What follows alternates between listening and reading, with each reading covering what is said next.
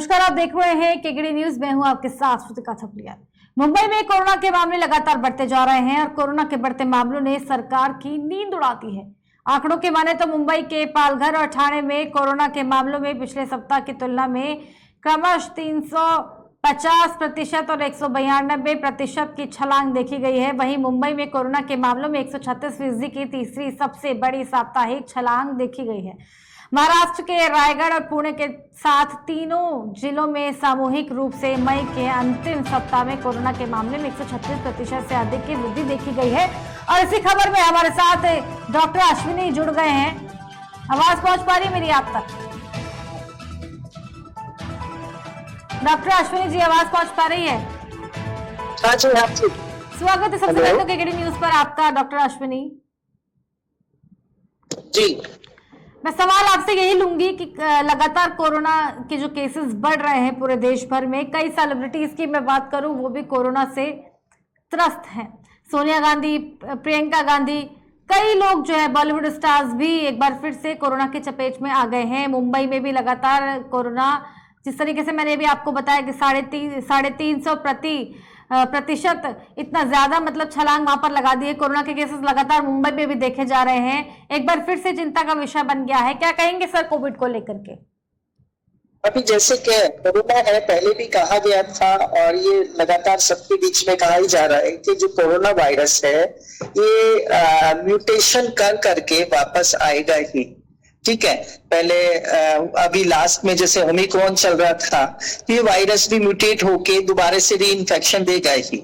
Vaccination की वजह से अभी जो पेशेंट आ रहे हैं वो माइल्ड हैं, उनमें हल्का असर है, हल्के सिम्टम्स हैं, सिंपल खांसी, जुकाम, बुखार, कुछ पेट से संबंधित सिम्टम भी, लूज मोशन जैसे हैं, लेकिन एक पोस्ट वायरल वीकनेस इसमें ज्यादा है, वीकनेस काफी दे रहा है। लेकिन एक अच्छी बात है, केसेस तो बढ़ रहे हैं, दोबारा से बीच बीच में स्पर्ट्स आते ही हैं, पेशेंट्स एकदम बढ़ते हैं, पर कहीं ना कहीं ये एक अच्छी बात है कि वो अभी माइल्ड है, बहुत ज्यादा परेशानियां नहीं है। जिस तरह से पिछली बार वो जानलेवा हो जा रहा था, इस तरह का अभी नहीं है। लेकिन डॉक्टर अश्विनी, लगातार कोरोना के केसेस जिस तरीके से बढ़ रहे हैं वो एक चिंता का विषय कहीं ना कहीं बन रहा है। क्या कुछ बताएंगे कि what precaution we should have to take against कोविड-19? क्या कुछ कहेंगे? और चौथी लहर कितनी खतरनाक है ये भी मैं जानना चाहती हूँ आपसे। अभी सब लोग ज्यादातर लोग वैक्सीनेटेड हैं, तो उसका एक बहुत अच्छा इफेक्ट है। वैक्सीनेशन के बाद अब लोग बूस्टर डोज भी ले रहे हैं, ठीक है, और बूस्टर डोज या ये लेने के बाद थोड़ा बहुत इम्यूनिटी कहीं ना कहीं हल्का कुछ दिन के लिए लो रहता है, तो हम इन्फेक्टेड हो सकते हैं। पर हमें एक जो मास्क वाला था, भीड़ से बचना था, एक डाइट मेंटेन करना था, वो सारी चीजें हमें ध्यान देनी ही होगी। अब बच्चों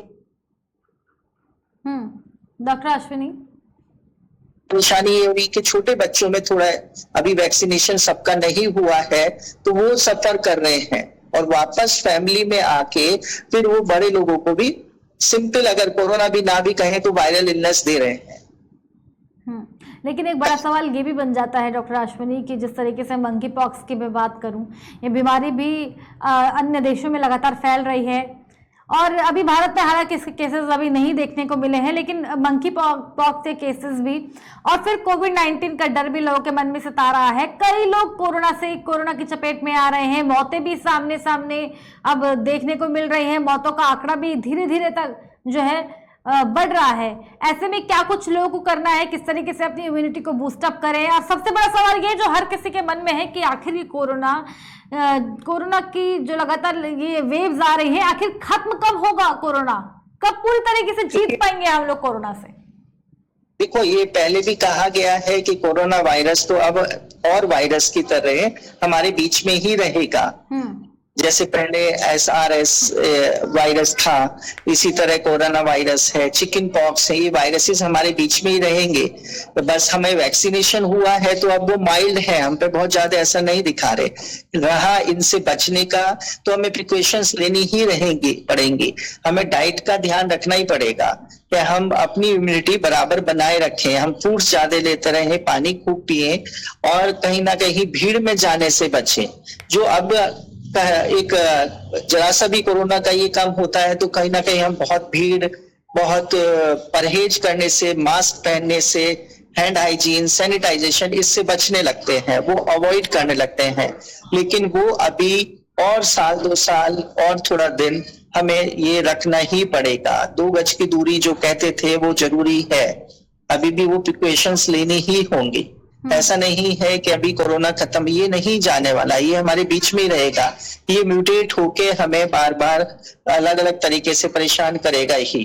तो प्रिकॉशंस बहुत जरूरी है, सावधानियां बहुत जरूरी है। मास्क पहनना, हैंड हाइजीन, सैनिटाइजेशन और अच्छी डाइट बहुत जरूरी है कि हम बहुत देर खाली पेट ना रहें। ठीक है, बहुत धूल मिट्टी जाने से भी बचें, कहीं ना कहीं हल्का खांसी जुकाम बाद में कोरोना में भी कन्वर्ट हो सकता है। बच्चों को हम बहुत विशेष ध्यान रखें कि हम स्कूल भेज रहे हैं तो उन्हें मास्क, सैनिटाइजर देके भेजें, उन्हें थोड़ा सा ट्रेंड और करें कि वो हैंड हाइजीन मेंटेन करें।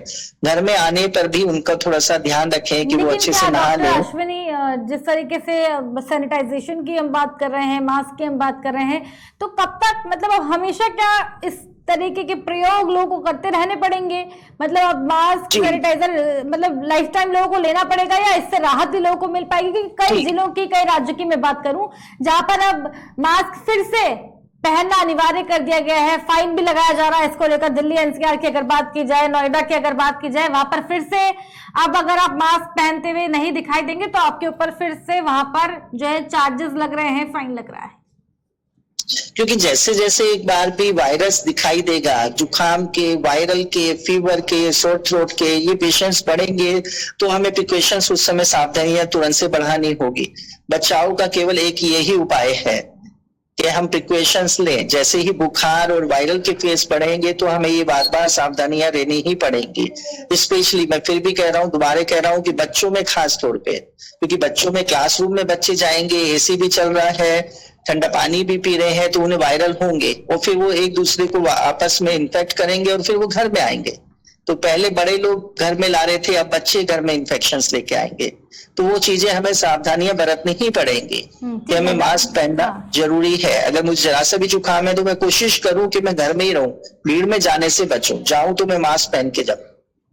डॉक्टर अश्विनी, एक आखिरी सवाल में बढ़ती गर्मी को लेकर के भी आपका लेना चाहूंगी कि बढ़ती गर्मी से किस तरीके से लोगों को राहत मिल पाए और लोग क्या कुछ करें अपनी बॉडी को कूल करने के लिए, ये भी आप हमारे दर्शकों को प्लीज बताएं।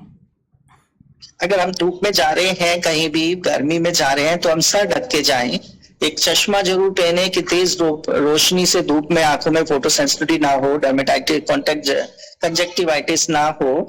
हम पानी पीते रहें, घर से ही पानी, साफ पानी, नींबू पानी बना के ले जाएं या ORS ले जाएं, जिससे बाजार का पानी पीने से बचें। तो हम ये कोशिश जरूर रखें। हम फ्रूट्स खा लें बाहर जाके, बाकी और चीजें खाने से बचें। तो नींबू पानी, नारियल पानी पिए और धूप से बचें। छतरी लेके जाएं या सर ढक के जाएं, टोपी पहन के जाएं, चश्मा लगा के जाएं। आजकल लोग जैसे गर्ल्स दुपट्टा बांध देते हैं, तो वो बहुत आवश्यक है। चेहरे को भी धूप से बचाएं। ठीक है, बहुत धन्यवाद डॉक्टर अश्विनी, हमारे साथ इस खास कार्यक्रम में जुड़ने के लिए, हमारे दर्शकों को इतनी खास जानकारी देने के लिए। रुके एक छोटे से ब्रेक के लिए, जल्द हाजिर होंगे, बने रहिए हमारे साथ, देखते रहिए KKD न्यूज़।